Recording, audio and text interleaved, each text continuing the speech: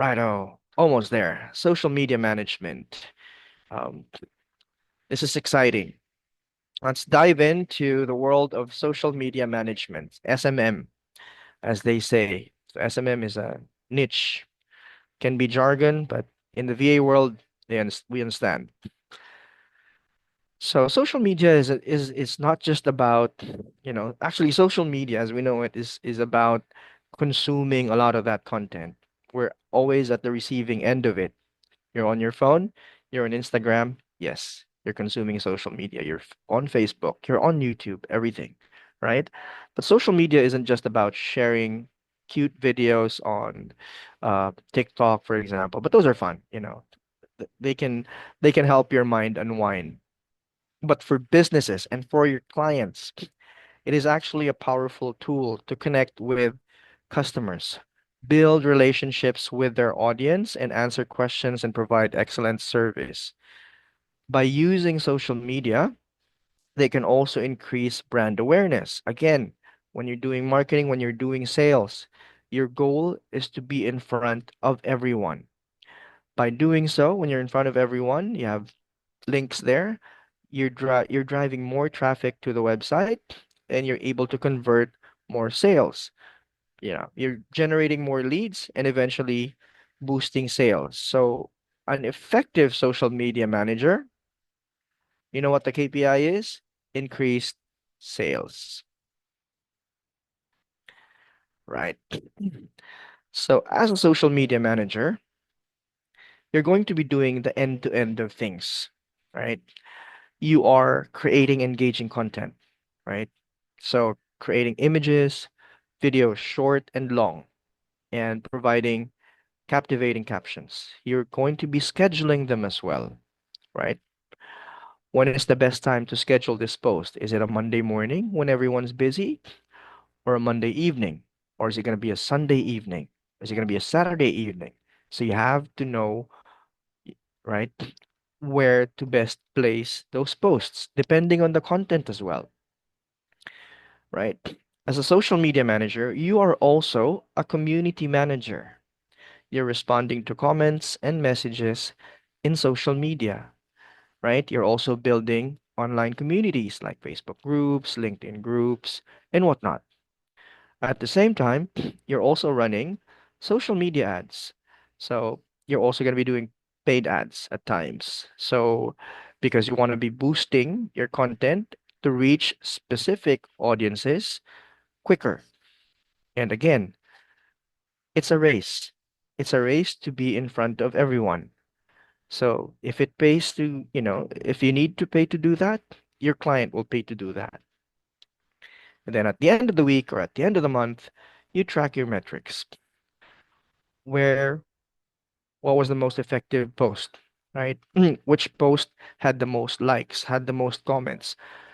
Which post can we attribute to the increase in website traffic, right? So obviously, when it's effective, you're bound to repeat it, right? You do it again and again and again and again, and eventually it will lead to much better sales. If it doesn't work, what can you do better? Always be analyzing social media performance.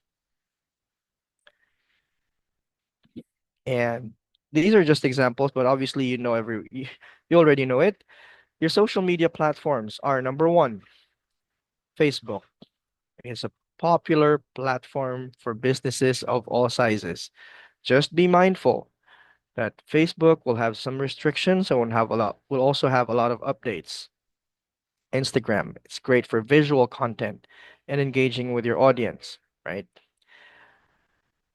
LinkedIn is great for professional networking and B2B marketing.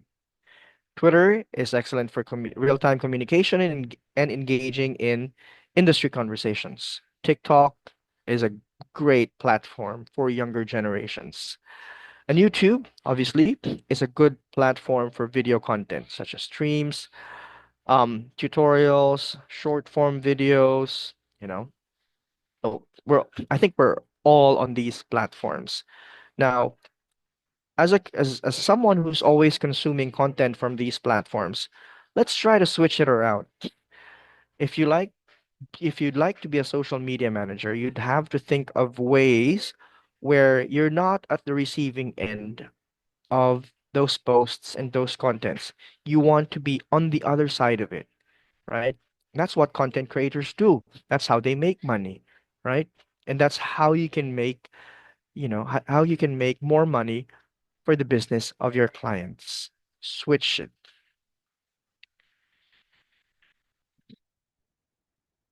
Now, to help you with that, you have to develop a good social media strategy.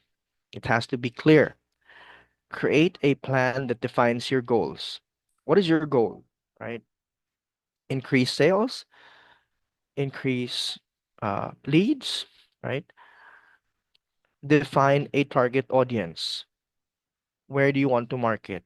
Is it a specific age group? Is it a specific location, right? And match that with the type of content, right? Say for example, if you're marketing to middle-aged men, you're not going to be sharing content that's for kids, right? Or if you're trying to sell diapers, right? You're not going to be selling to men. You're going to be selling to a target audience of women that's probably in their early 20s up until late 30s. Yeah? So that's your strategy.